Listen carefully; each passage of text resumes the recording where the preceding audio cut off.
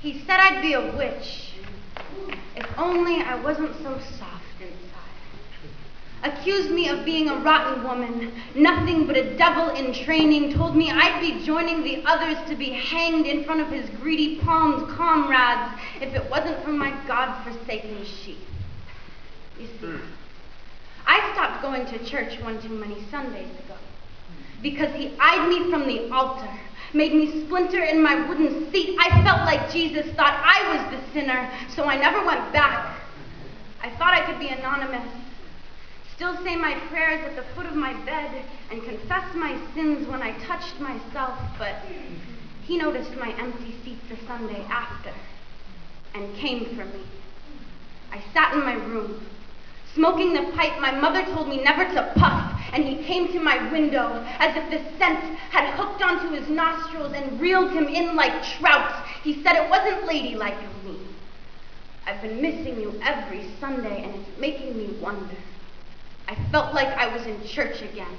I had seen the damage he'd done to the other women, told them they were witches and hung them in front of the magistrates. He'd never given any reasons, just pointed his faithful finger down their throats and watched them wiggle like waterless minnows. I felt like I was in church again. He asked to join me at my dinner table that evening, and I always listened to my father, so I unlocked my chastity belt and poured him some milk.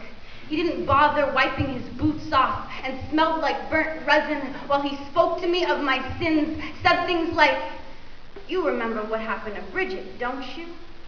He ran his rosary past my knees, over my belly, and hung it around my neck. It felt like thick rope against my throat. I unbuttoned my blouse to give my chest breathing room while he kissed my collarbone. I cried at the dirty woman I had become. He tasted like gunpowder on my tongue. His sainted naked body pressed against mine. I let him inside of me.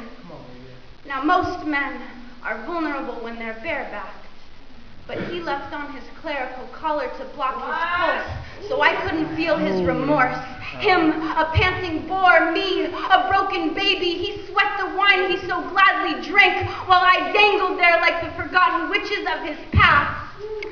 He said he wouldn't tell the others of my practices if I became his mistress, as if I was some sort of evil like smoking tobacco or not going to church. But he was the one who used me as his voodoo doll, pushed pins into my arms and legs until I screamed and excused himself in God's name. He gagged me of my own dignity, let me roam the streets, but I was just another witch in Salem village, dead.